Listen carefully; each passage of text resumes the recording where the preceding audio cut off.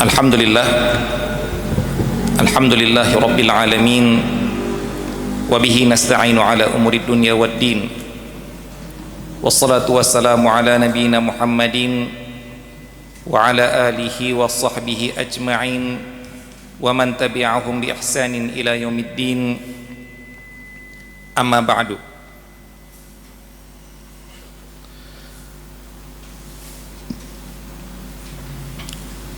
Allahumma arinal haqqa haqqan warzuqna ittiba'ah wa arinal batila batilan warzuqna ijtinabah wa la taj'alhu multabisan 'alaina fanadil. Allahumma ij'alna mimman yastami'ul qawla fayattabi'u ahsanah fa innaka waliyyu dzalika wal qadiru 'alaih. Allahumma faqina fid din, Allahumma faqina fid din, Allahumma faqina fid din wa 'allimna at-ta'wil. Ikhwati fiddin wa akhwati fillah, rahimani wa rahimakumullah. Alhamdulillah, pada malam hari ini Allah subhanahu wa ta'ala masih mempertemukan kita dalam rangkaian pembahasan fikih muamalah yang kita ambil dari kitab Al-Fiqhul Muyassar, yang mana pembahasan kita pada malam hari ini adalah pemboikotan jenis yang kedua.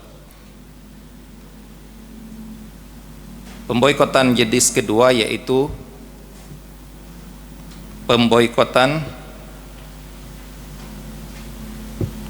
untuk maslahat orang lain.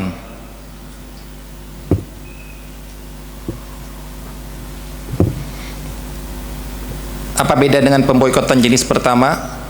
Ya, jenis pertama pemboikotan untuk maslahat dirinya sendiri.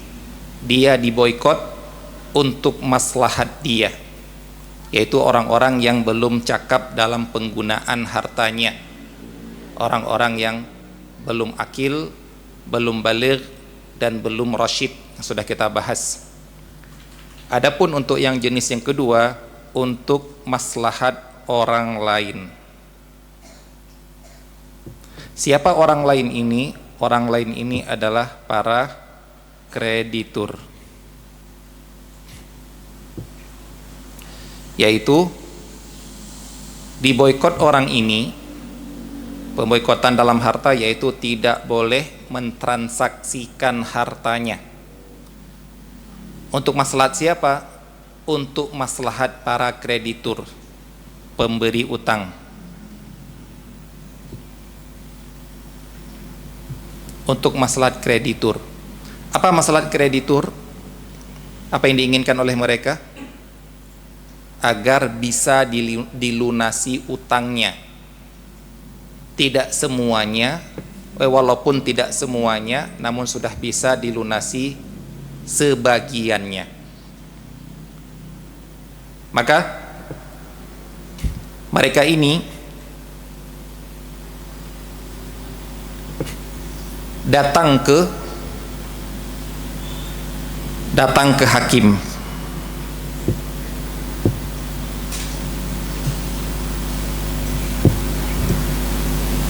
meminta untuk diboikot. Kenapa harus meminta? Karena orang ini pada asalnya boleh mentransaksikan hartanya. Beda dengan anak kecil, orang gila, pada asalnya nggak boleh. Semua orang tahu nih orang nggak boleh membeli, nggak boleh menjual hartanya. Tapi ini orangnya sudah dewasa, sudah pedagang kaya raya. Kemudian dalam satu keadaan dia divonis oleh hakim untuk diboikot. Nah, hakim ini memboikot atas permintaan si kreditur.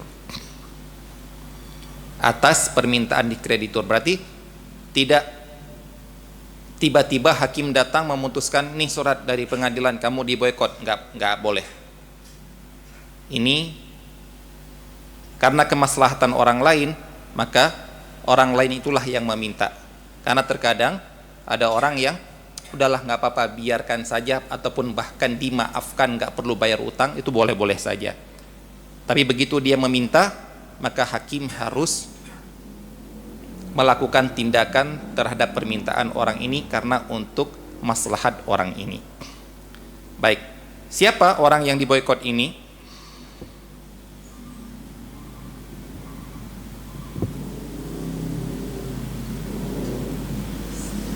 Siapa yang diboikot? Kalau yang memboikot adalah hakim atas permintaan kreditur.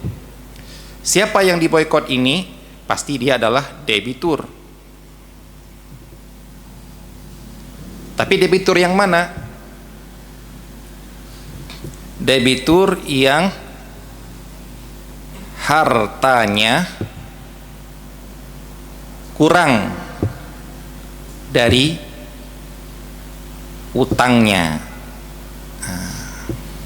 Ingat, hartanya kurang dari utangnya.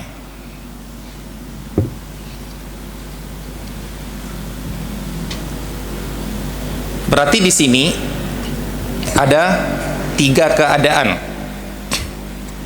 untuk si kreditur. Untuk keadaan yang pertama, si debitur ini tidak punya harta sama sekali untuk membayar utang. Maksudnya nggak ada harta sama sekali. Harta yang ada sekarang cuma cukup untuk dirinya sendiri, nggak lebih sedikit pun. Contohnya orang-orang miskin yang berutang untuk biaya pengobatan, selesai sembuh, sudah antum mau narik apa? Rumahnya kontrak, motornya cuma satu-satunya ini motor butut untuk kerja dia juga, baju dia ya cuma 3 pasang ini, perabotan dia ya cuma alat-alat masak yang ada di rumah dia yang cukup untuk masak sehari-hari, nggak ada yang bisa antum ambil. Maka yang seperti ini tidak boleh diajukan ke pengadilan pemboikotan. Orang yang seperti ini kewajiban si pemberi utang adalah menunda. Kalaupun dia mengajukan ke pengadilan, maka dialah yang harus dihukum, dita'zir. Dalam fikih dita'zir. Dita'zir itu diberikan hukuman sesuai dengan ijtihad para hakim. Karena apa? Kamu ngapain menuntut seseorang yang nggak ada gunanya? Kita tuntut ini nggak ada gunanya. Baik, ini ya orang yang pertama. Yang kedua, atau yang selain ini, yang kedua yaitu punya harta lebih dari utangnya. Ingat, Anda ingatkan lagi, di sini pernah Anda ingatkan berkali-kali, yaitu yang dinamakan untuk membayar utang itu bukan uang, tapi harta. Selalu kita ingatkan ini. Baik, jadi ini sebenarnya peringatan untuk kita pribadi ya. Kalau kita nuntut orang lain sulit ya, karena mereka ya tahu sendirilah bagaimana sulitnya meminta pelunasan utang itu. Tapi untuk diri kita sendiri, ya dibahas oleh para ulama itu bukan tidak punya uang untuk bayar utang, bukan itu. Yang dibahas adalah tidak punya harta.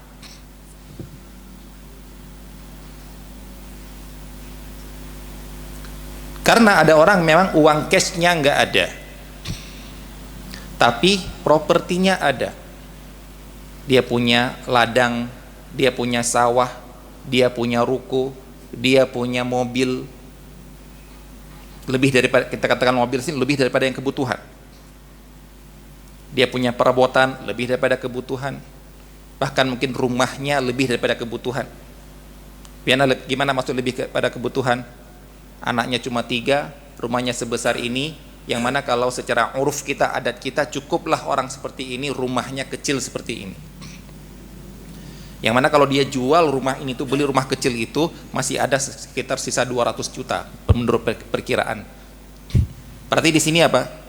Hartanya, dia punya harta lebih untuk membayar utang. Nah, yang seperti ini bukan diboikot, dia langsung dilapor ke hakim. Hakim memutuskan dia untuk bayar utang Kalau tidak mau, dia yang dihukum. Siapa yang membayar utang? Kalau juga tetap tidak mau, maka hakim berhak turun tangan untuk melelang hartanya, walaupun dia tidak ridho. Dan orang-orang boleh membeli hartanya walaupun pemiliknya tidak ridho. Kenapa? Karena ketidakridhoan dia di sini bertentangan dengan syariat. Kita yang tidak sah membeli barang orang yang dijual tidak ridho, itu apabila ketidakridhoannya itu dipaksa secara zolim. Gimana maksudnya? Begal, itu dipaksa secara zolim, diancam bunuh kalau tidak menjual tanahnya, ini tidak sah. Tapi yang ini dipaksa secara hak, secara benar dan dibenarkan. Kenapa dibenarkan? Gara-gara kamu yang salah. Kamu harusnya bayar, kamu harusnya jual ini, kamu nggak mau, maka datang pengadilan memaksamu, menyita lah bahasa kita sekarang, mengeksekusi, menyita. Maka yang seperti ini boleh-boleh saja karena bil haq, dengan kebenaran, karena dialah yang salah, dialah yang zolim, yang tidak mau membayar utang padahal dia punya harta lebih daripada kebutuhannya. Nah, ini tidak ada pemboikotan yang kedua orang ini, yang tidak punya harta sama sekali ataupun yang punya harta lebih, tidak diboikot. Dan yang dibahas oleh para ulama diboikot adalah dia ini, yang orang yang jenis yang nomor, dia punya harta kurang dari utangnya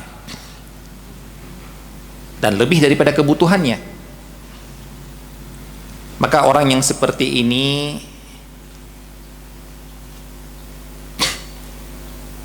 dinamakan dengan muflis, pailit.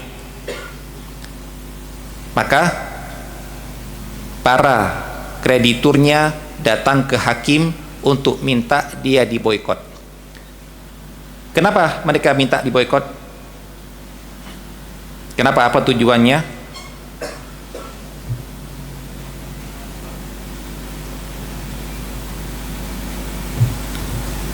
Agar hartanya tidak berkurang lagi.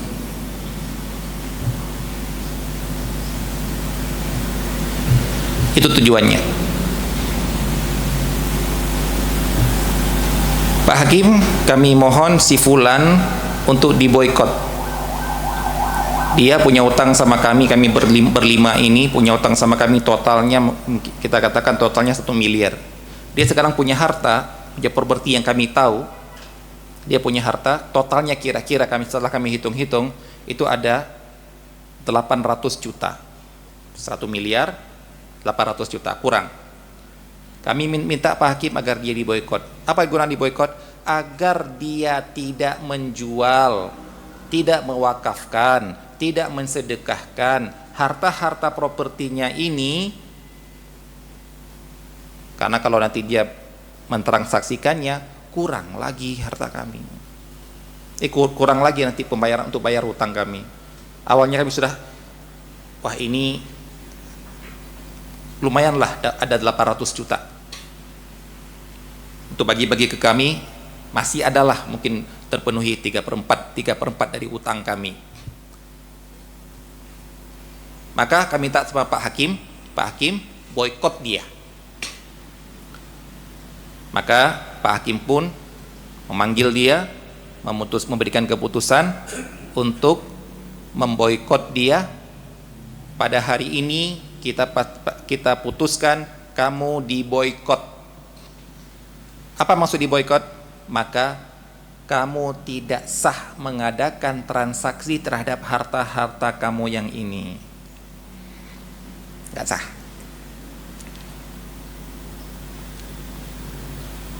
Ini dimaksud dengan pemboikotan orang ini. Sama seperti pemboikotan anak kecil. Cuma anak kecil tidak perlu harus dari keputusan hakim. Anak kecil tidak sah jual bendanya. Orang gila tidak sah menjual bendanya sendiri.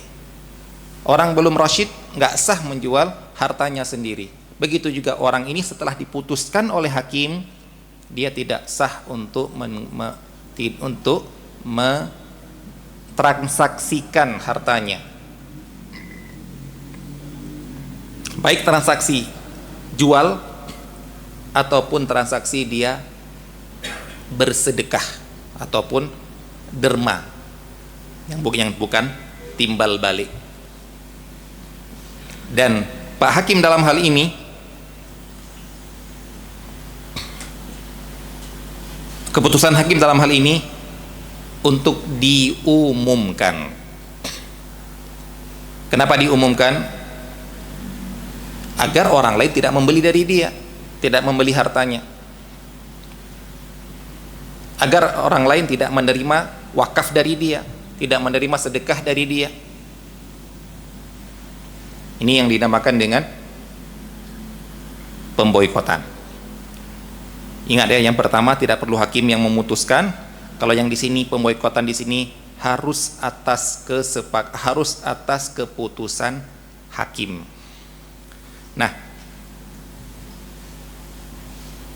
diboikot untuk tidak mentransaksikan hartanya.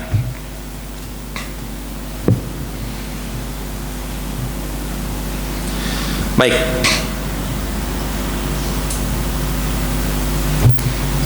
Nah, di sini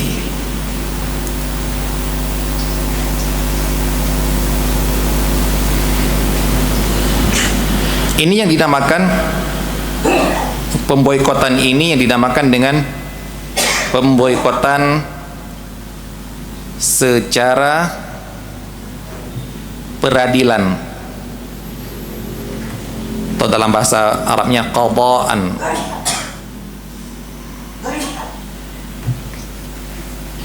Karena yang berhak memutuskan siapa? Hakim. Kalau hakim tidak memutuskan, ya dia masih boleh jual beli.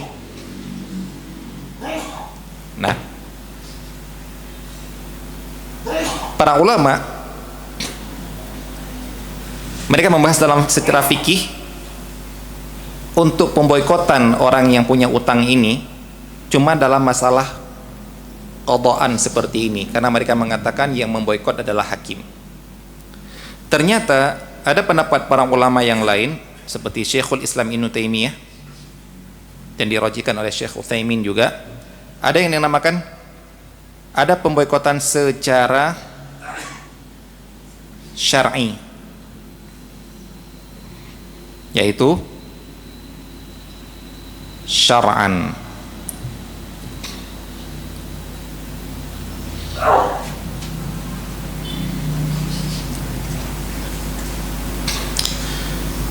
Dua hal ini ikhwas sekalian, para bapak-bapak dan ibu-ibu terhormati Allah Subhanahu wa taala, pembahasan seperti ini berlaku untuk berbagai kasus di dalam fikih,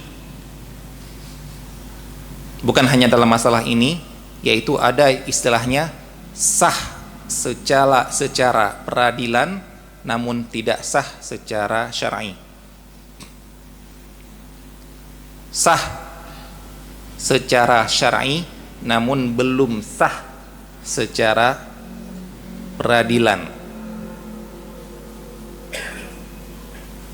Apa contohnya? Contoh yang paling gampang yang kita katakan yaitu orang-orang yang membeli properti sertifikatnya di atas namakan istri, yang insya Allah kasusnya akan banyak mencuat ketika si suaminya ini meninggal dunia. Anda suami beli properti atas nama, kemudian Anda atas namakan istri. Pertanyaannya, itu milik siapa?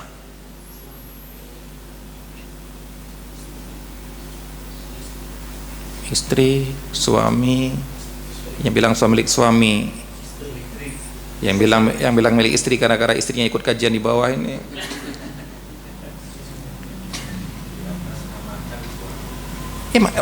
Beli properti, beli tanah, ketika bikin sertifikat atas nama istri. Beli mobil yang kedua, mobil satu masih mobil biasa, mobil dua beli pick up misalnya, butuh pick up, di atas namakan apa, BPKB-nya atas nama istri. Baik, milik siapakah, pertanyaannya, milik siapakah?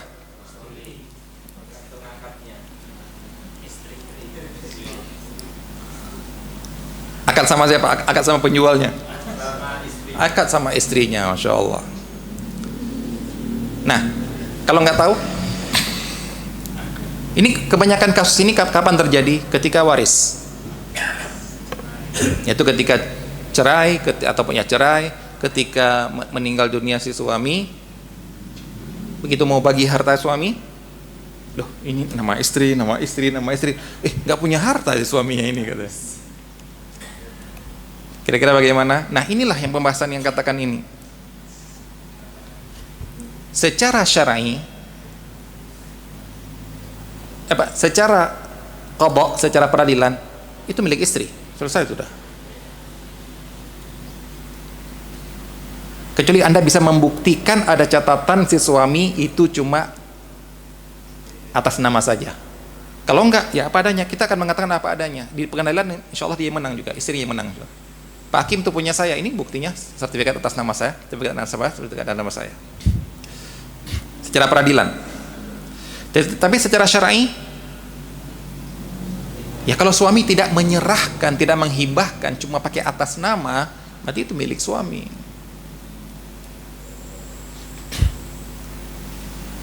Beda kalau dia memang, Dek, saya serahkan ini ke kamu, saya hibahkan ini ke kamu. Baik, bikin atas nama kamu. Itu walaupun atas nama suami, sertifikatnya masih nama suami, tapi kalau sudah hibah, maka itu dinamakan dengan syar'i. Maka berhati-hatilah dalam hal ini, rawan terjadi kezoliman. Banyak kejadian-kejadian tanah sudah diwakafkan ke pondok pesantren, sudah dipanggil perangkat desa, sudah dipanggil anaknya, keluarganya seluruhnya untuk menyaksikan, saya wakafkan itu untuk pondok pesantren. Sudah, kemudian langsung bangun pesantrennya, senang sekali langsung bangun gini. Cuma tanahnya belum disurat, belum diikrar wakaf. Tanahnya, sertifikatnya belum diwakafkan. Apa yang terjadi? Meninggal dunia, ini maling semua ini keluarganya ini. Apalagi ada bisikan dari menantu dia. Ayo datanglah akhirnya klaim ini punya kami, karena melihat pesantren ini Masya Allah berkembang sekali, banyak cuannya di dalamnya, uang pendaftaran dan lain sebagainya, pembangunan, donasi dan lain sebagainya. Klaimlah tanah ini punya kami, berarti pesantren ini punya kami. Kaget semuanya sudah. Bukankah pasti nanti, bukankah Anda hadir, lihat sertifikat. Siapa yang kalah? Sudah banyak kejadian seperti itu. Maka yang punya pondok pesantren, yang ingin membangun musola, yang ingin membangun masjid, kalau cuma ucapan seperti ini, secara syar'i sudah sah, kita nggak ngomong lagi, sudah. Memang benar Anda boleh langsung bangun, tapi secara peradilan belum. Maksudnya apa? Bisa terbuka pintu untuk kezoliman orang-orang yang zolim, untuk merebut lagi punya Anda. Ya. Ada teman-teman takmir masjid datang ke anak ngadu,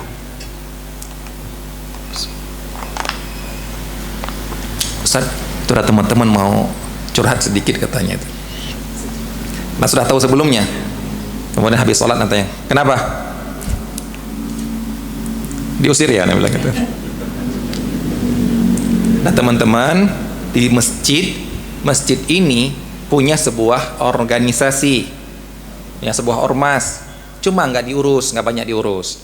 Mereka datang ngurus, wah bikin bikin pengajian ratme rutin, kemudian donasi ya luas, dengan donasi mereka luas ya. Begitu sudah barame, sudah luas, sudah maju, datang ormas ini, perombakan takmir. Perombakan mereka bukan mengusir, perombakan takmir. Mereka gak lagi takmir. Dia bilang, antum bukan diusir, itu memang punya mereka gitu. Yang namanya diusir itu rumah-rumah antum diusir. Nah itu bela mati-matian. Yuk kalau perang-perang kita, yuk antum diusir dari rumah sendiri, ya ayo kita man mata duna malihi fahuwa syahid, itu ayo barang siapa membela diri sampai mati, syahid dia karena punya dia. Lah antum kan kembali ke yang punya kan, antum dipinjemin rumah kemudian diusir dari udah selesai, ganti orang lain yang nempatin. Masa antum bilang kita diusir? Bukan diusir. Makanya lain kali sebelum mau bangun masjid ini, lihat dulu masjidnya siapa, wakaf atas nama siapa. Jangan antum nanti setelah melakukan pembangunan musola ataupun masjid, begitu diambil oleh ormasnya menyesal antum. Berarti antum nggak ikhlas kemarin sebelumnya itu, karena antum akhirnya menyesal kan. Nah, mending sana cari tanah, bikin masjid atas nama yayasan sendiri, mending seperti itu. Nah jadi ini apa istilahnya, ini intermezzo aja ya dalam masalah ini ya. Jadi intinya adalah secara syar'i itu memang punya kamu, tapi secara qadha masih atas nama orang lain. Secara syar'i ana sudah beli mobil ini, tanah ini, tapi secara qadha, secara peradilan namanya masih nama pemilik pertama.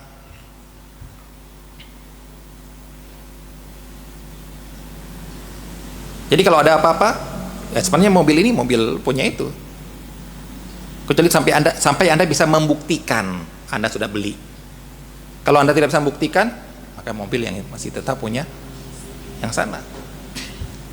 Ini yang sah secara syar'i, namun belum sah secara peradilan. Apa contoh yang sah secara peradilan tapi tidak sah secara syar'i? Apa contoh kira-kira kasus secara peradilan sudah sah tapi secara syar'i tidak sah?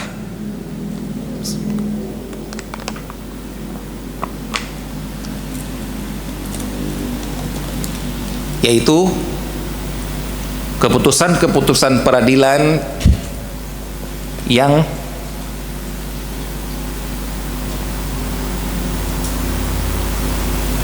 tidak sesuai dengan kenyataannya, tapi proses peradilan sudah sah berjalan apa adanya. Kok bisa itu Ustaz?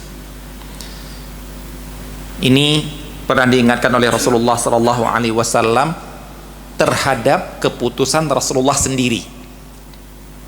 Beliau mengatakan, faman qadaitu lahu min haqqi akhihi syai'an fala ya'khudhu fa innama qata'tu lahu qit'atan minan nar. Barang siapa yang aku putuskan, perhatikan ini, Rasul sudah memutuskan loh, memutuskan. Barang siapa yang aku putuskan barang sengketa ini milik dia, padahal dia tahu itu bukan milik dia. Padahal dia tahu itu bukan milik dia, tapi sudah diputuskan oleh hakim dia itu milik dia. Maka kata Rasulullah apa? Jangan kamu ambil. Rasulullah tidak mempermasalahkan hakimnya. Hakimnya sudah berjalan sesuai dengan prosedur. Yang dipermasalahkan kamu itu jangan ambil. Karena apa? Karena yang sedang diputuskan untuk kamu ini adalah api neraka. Tapi secara peradilan sudah inkrah, gak bisa diutak-atik lagi, sudah diketok palu. Tapi kamu kalau mau kamu ngambil, haram secara syar'i. Apa contohnya? Contoh seperti yang bisa kita sampai, misalkan yang tadi, Kamu sudah tahu, kamu sudah dengar sendiri, hadir, tanah itu sudah diwakafkan oleh bapakmu. Baik, cuma belum balik nama. Bapakmu meninggal, kamu tuntut menjadi warisan kan? Baik, padahal wakaf nggak boleh jadi warisan lagi. Tapi gara-gara suratnya belum wakaf, maka kamu punya kesempatan, ini ke pengadilan kita bisa ini. Ayo kita tuntut pengadilan untuk bagi untuk kita. Di pengadilan siapa yang menang? Yang menang yang ahli waris ini. Hakim ketika mengetok tanah itu milik dia misalnya, saksi-saksi lain nggak ada bukti misalnya, tok, peradilan sah atau tidak? Sah. Secara syar'i sah atau tidak? Tidak sah. Dan yang sedang diambil ini adalah api neraka. Ini Rasulullah mengatakan ini ketika Rasulullah sendiri yang memutuskan. Apalagi yang ketika Rasulullah sendiri yang memutuskan sudah dianggap ini api neraka. Apalagi kalau yang memutuskan adalah hakim-hakim yang lain. Ini juga kalau mungkin ada sengketa waris yang menurut hitungan waris secara syar'i dia nggak dapat warisan.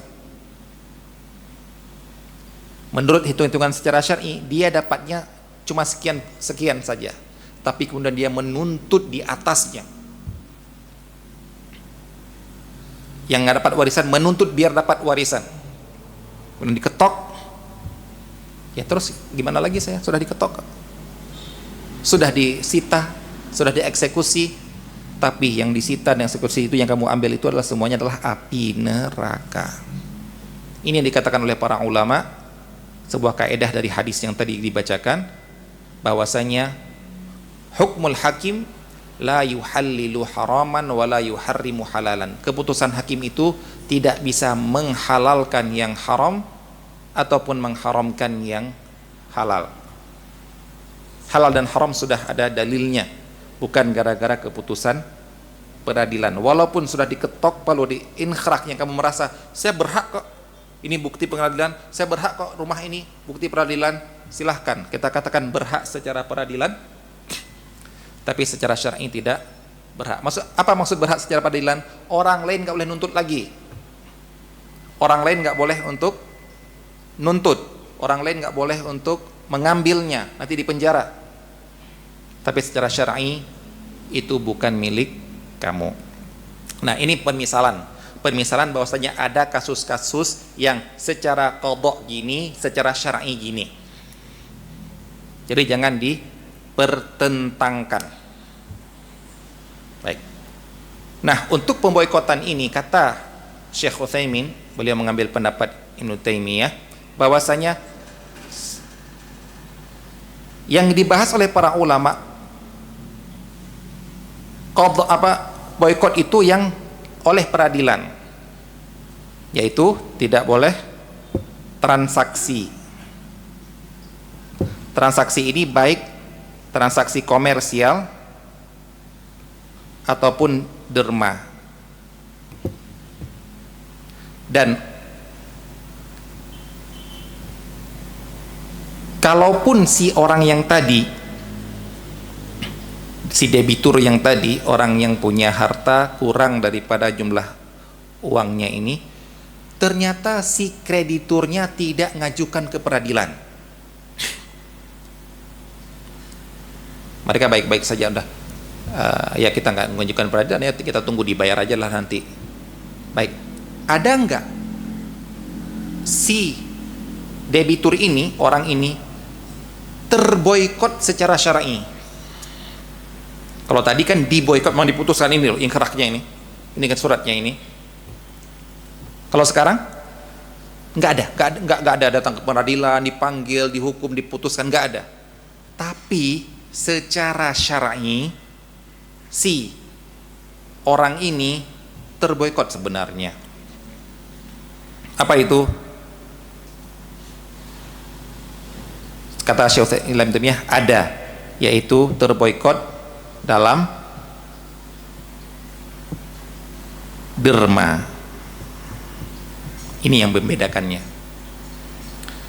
Kalau untuk jual beli silahkan, dia menjual beli, barangnya dijual sah, Karena untuk jual beli itu yang berhak memboikotnya adalah peradilan.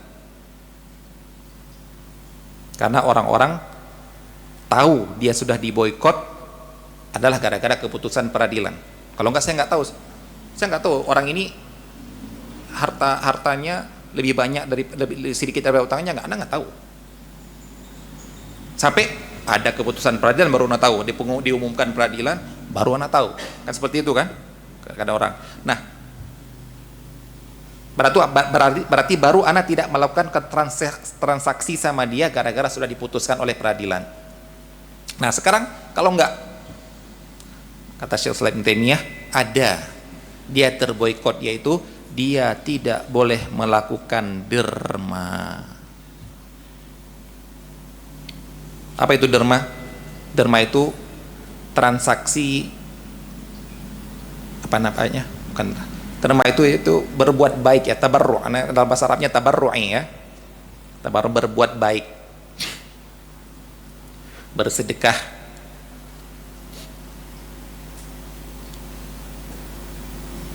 Maka dicontohkan seperti orang yang punya utang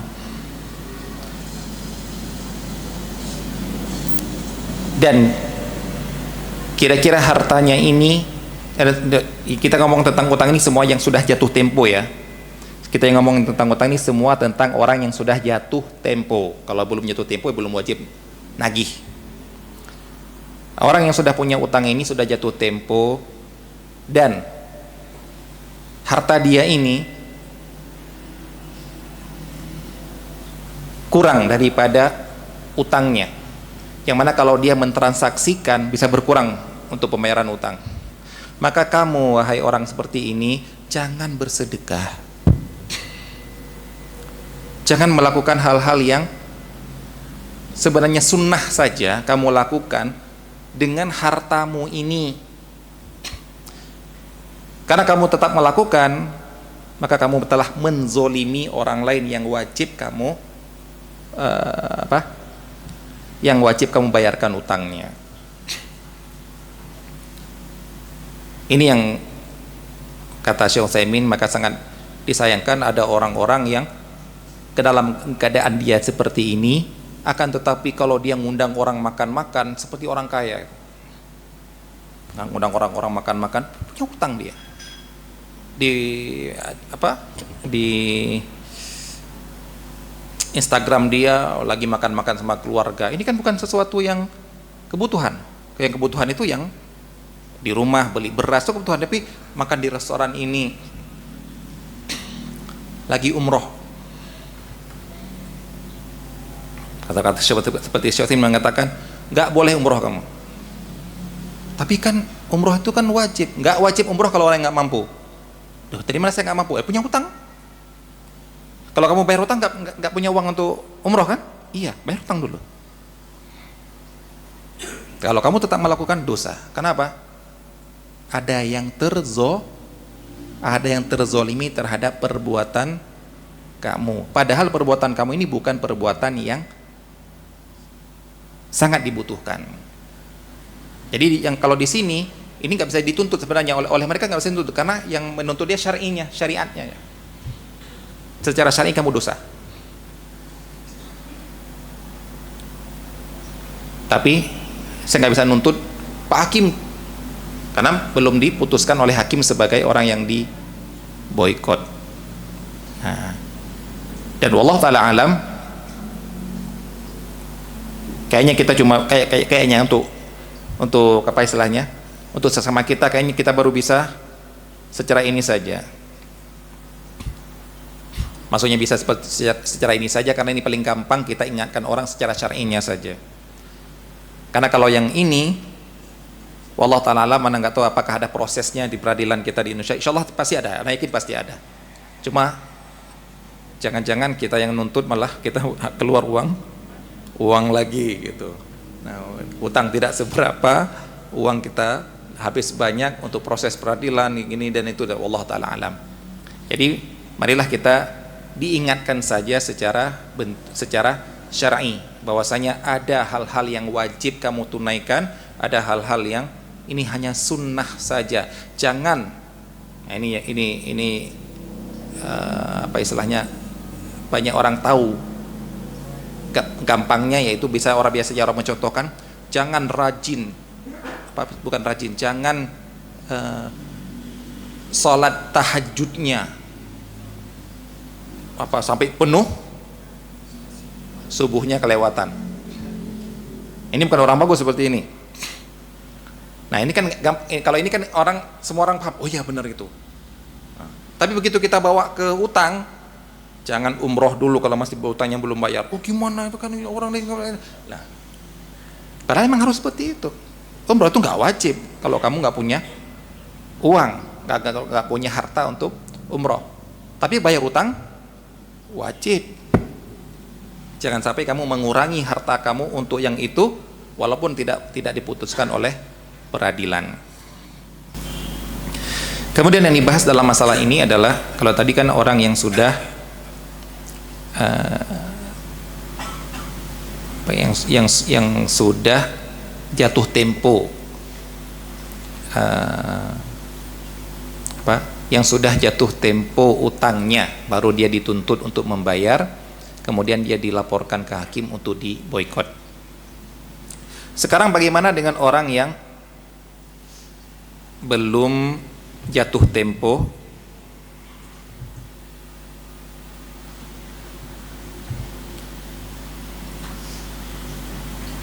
meninggal? Masya Allah, utangnya belum jatuh tempo tapi dia meninggal. Apakah, ini yang dibahas oleh para ulama, apakah utang dia dengan meninggal dia ini langsung jatuh tempo? Apa maksudnya ya? Pemberi utang, kalau dia sudah waktunya bayar utang tapi dia tidak mau bayar utang, tapi belum bayar utang, begitu dia meninggal, Anda langsung datang ke ahli warisnya. Nah, Bapak mau punya utang dari saya, ini buktinya, ini. Mana dari harta warisan dia untuk bayar utang saya? Kenapa? Karena memang sudah jatuh tempo, Anda berhak untuk meminta.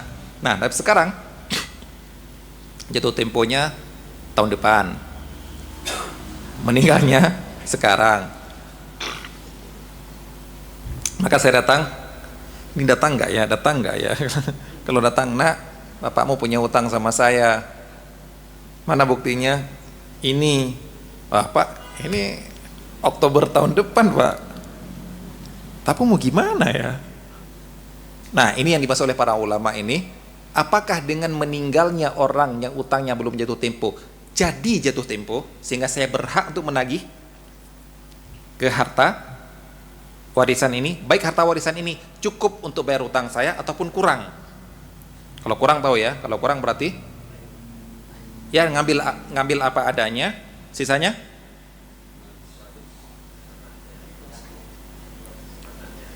Masya Allah.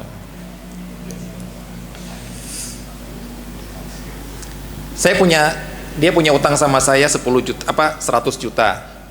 Kemudian ketika dia meninggal, ini sudah jatuh tempo ya, sudah jatuh tempo misalnya. Saya datang, ternyata dihitung-hitung hartanya itu rumah kontrak, nggak punya apa-apa, yang punya cuma motor ini, cuma punya mobil motor ini, perabotan ini, totalnya 60 juta. Baik.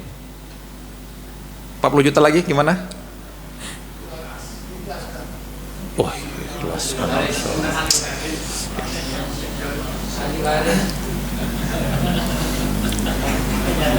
Di akhirat, Pak ya. Tolong jangan bilang ahli waris wajib membayar utang yang meninggal. Tidak wajib. Kalau wajibnya tidak wajib. Perhatikan ya. Kalau wajibnya, maksudnya kamu harus bayar. Kalau kamu tidak bayar, saya tuntut ke pengadilan agar kamu diputuskan untuk membayar utang saya. Itu namanya kalau wajib.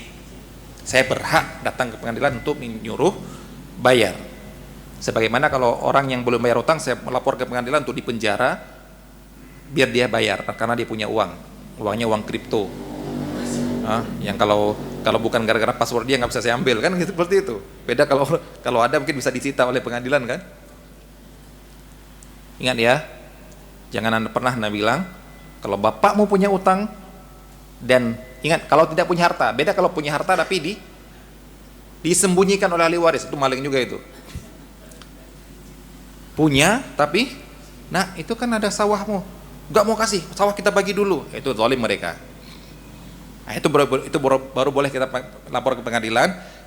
Orang yang meninggal itu ada harta cukup untuk bayar utang saya, tapi gara-gara dikuasai oleh ahli waris, saya nggak diberikan utang, maju ke pengadilan, nggak apa-apa. Kalau seperti kasus yang Anda katakan tadi, maka yang 40 juta lagi tadi tagih di akhirat atau Anda maafkan. Ya. Gimana, maafkan nggak? 40 juta itu dapat Panther 94 loh. Ya. Ya. Masya Allah, kalau antum jawab seperti itu sudah Anda nggak bisa apa-apa lagi ya. Kan dapat surga Ustaz. Oh iya ya, benar-benar sudah itu. Ya. Ya. Nah, begitu juga ini kasus yang kalau dia sudah jatuh tempo. Nah, kalau belum jatuh tempo, boleh hendak anak tagih, udah harus kamu bayarkan sekarang. Ini ada perinciannya. Kalau belum jatuh tempo, maka kita tanya sama ahli waris. Tanya sama ahli waris. Kalau mereka bilang mau jamin nggak? Mau jamin nggak? Kenapa maksudnya? Kan dia kan bapak ini yang meninggal ini punya harta sebenarnya kan? Punya harta totalnya 60 juta. Hutang saya 100 juta. Nah, cuma kan belum waktunya kan, tahun depan. Nah, kalau kalian mau jamin, udah nggak apa ya, harta 40 juta ini kalian bagi untuk kalian nggak apa-apa. Tapi kalian mau jamin Oktober tahun depan kalian melunasi utang saya dari harta warisan yang telah kamu ambil duluan. Ini kalau mau jamin, silahkan. Kalau mau jamin, maka masih tertunda. Tahun depan saya ambil, karena kamu mau menjaminnya, silahkan bagi warisan. Tapi kalau mereka tidak mau menjamin,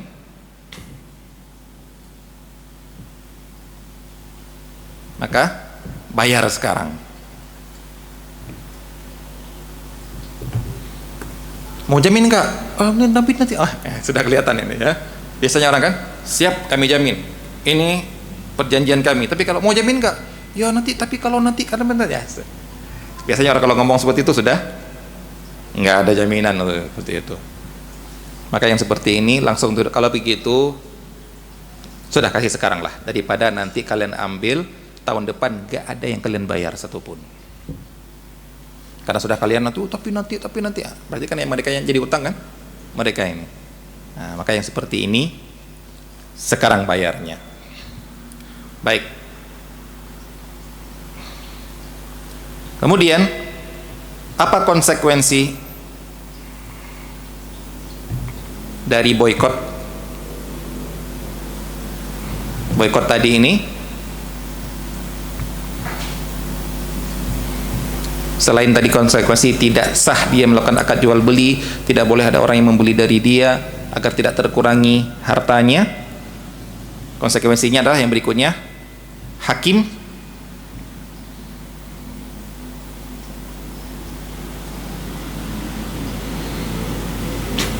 ini dalam fikih dikatakan hakim ya, bukan berarti memang harus hakim yang turun tangan langsung ya, tapi pihak peradilan. Hakim melelang hartanya untuk bayar utangnya.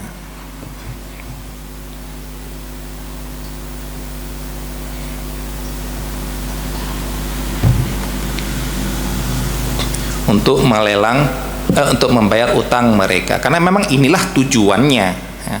Inilah tujuan boikot. Bukan tujuan boikot untuk menyakiti dia,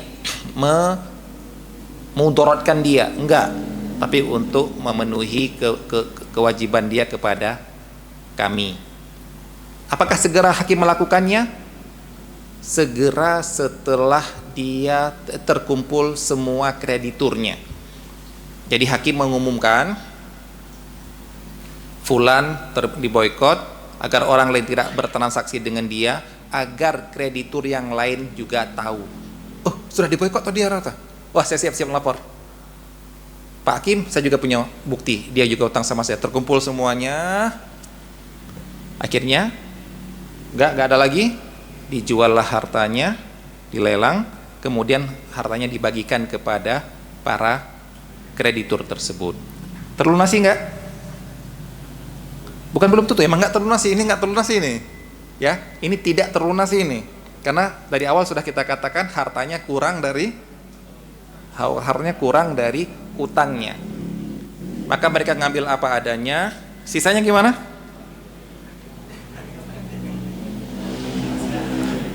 Masih ada kak?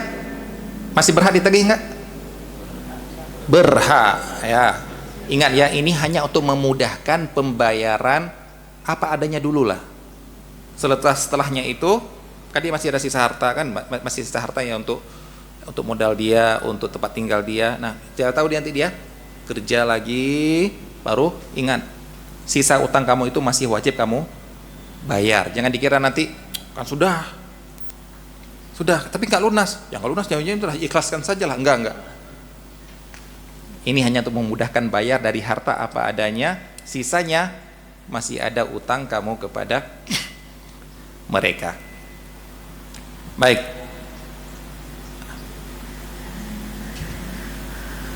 Misal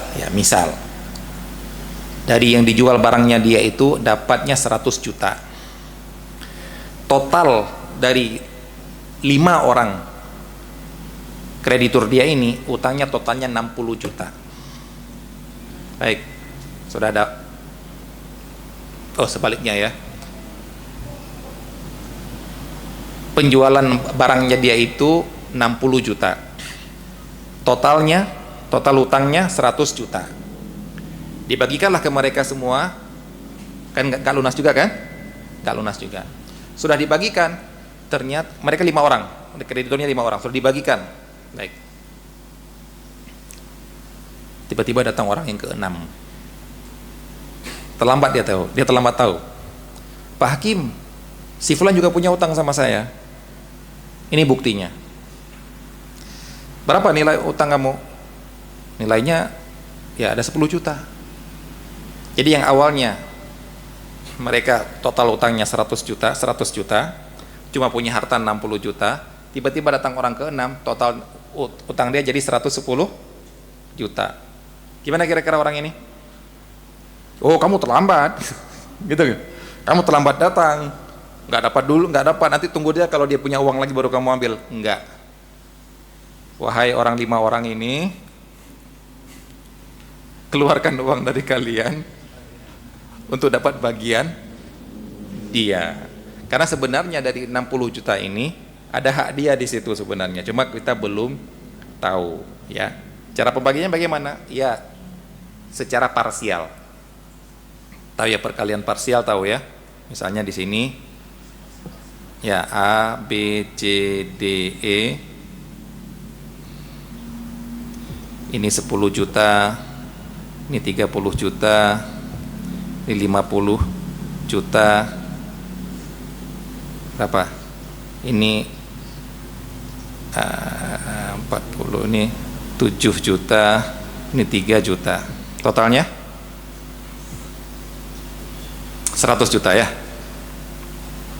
Ya kan? 100 juta. Ada uang 60 juta. Berapa antus ya?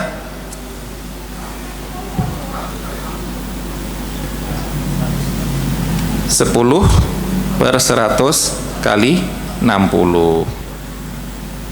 Seperti ini ya. Ini juga nanti 3 per 100 kali 60. Ini kan kadang-kadang kita tahu seperti ini ya. Nah, sudah dibagikan ternyata ada si D, E, F.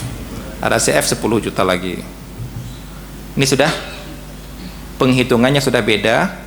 Jadi sebenarnya di sini 10 per 110 yang didapatkan ini berarti lebih, selebihnya akan dikasihkan ke sini, masing-masing diberikan ke sini. Perkalian parsial. Insyaallah bisa dipahami ini ya. Baik, ini dapat kita sampaikan. Insyaallah pada pertemuan yang akan datang. Insyaallah semoga bisa ya.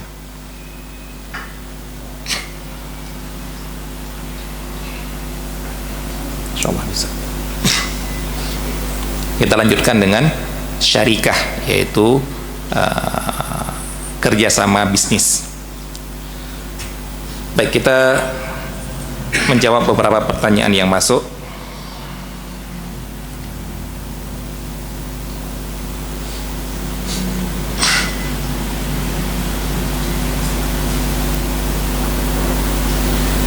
Ustadz, saya punya utang, tapi saya tunda pembayaran untuk berumroh. Masya Allah.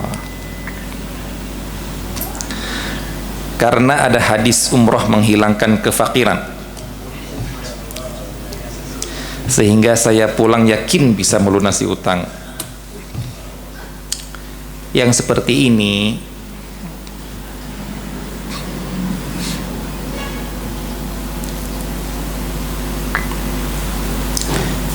sebenarnya yang dibahas oleh para ulama di dalam kitab fikih yang model seperti ini harus minta izin sama yang memberi utang ya. Kalau dia tidak mengizinkan, berarti Anda harus bayar hutang dia dulu. Berarti Anda nggak punya uang kan, berarti untuk umroh kan? Seperti ini.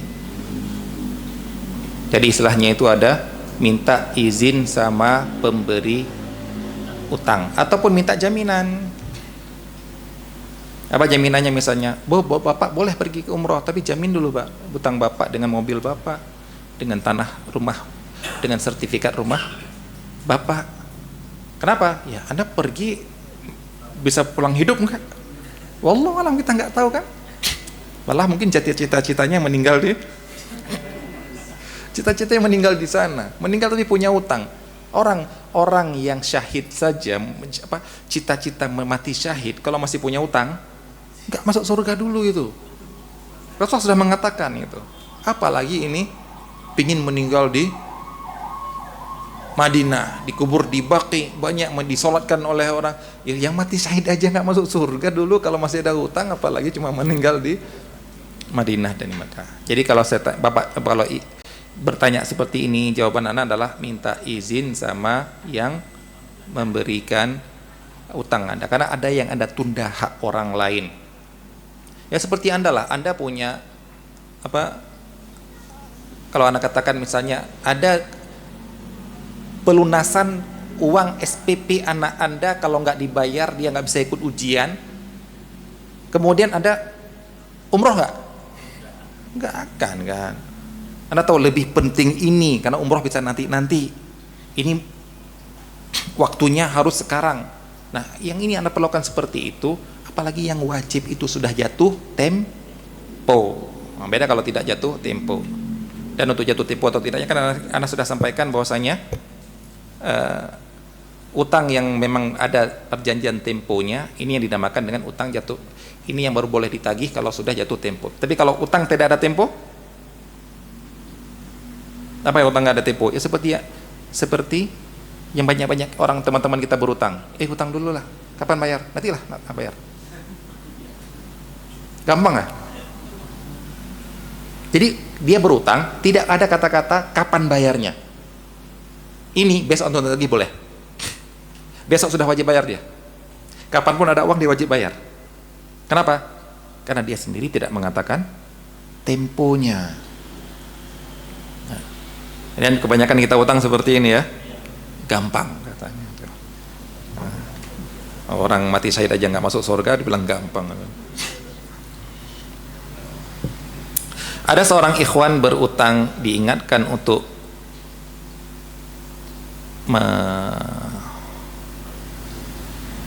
melunasi, dia berkilah, tidak punya uang, tapi dia kemana-mana bawa mobil milik dia, tidak mau jual. Bolehkah kita sebarkan ke orang agar tidak bermuamalah dengannya? Ini bermuamalah bagaimana? Mungkin jangan sampai berhutang kepada dia. Wallah ta'ala alam. Secara hadis dikatakan matlul ghani zulmun, orang yang punya harta untuk bayar utang tapi dia tidak mau bayar, maka dia adalah orang zalim. Lanjutan hadisnya adalah yahillu 'irduhu wa 'uqubatuhu, halal untuk disebarkan aibnya. Irdu itulah kehormatan, berarti aib, dan halal untuk dihukum. Di antara yang disebut oleh para ulama, kalau nggak salah salah seorang ulama dari mazhab Hambali, sampai beliau mengatakan contoh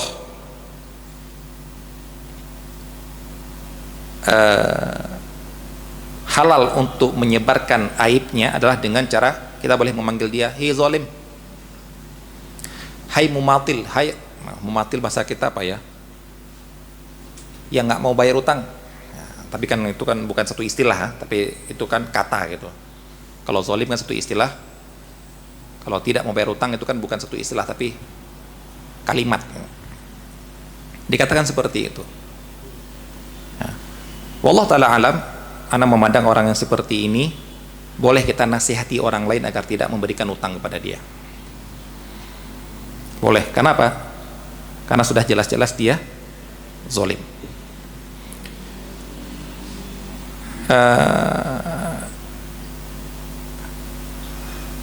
Dan kita menyebarkan itu untuk maslahat orang-orang, jangan sampai terzolimi seperti terzoliminya anak seperti kita.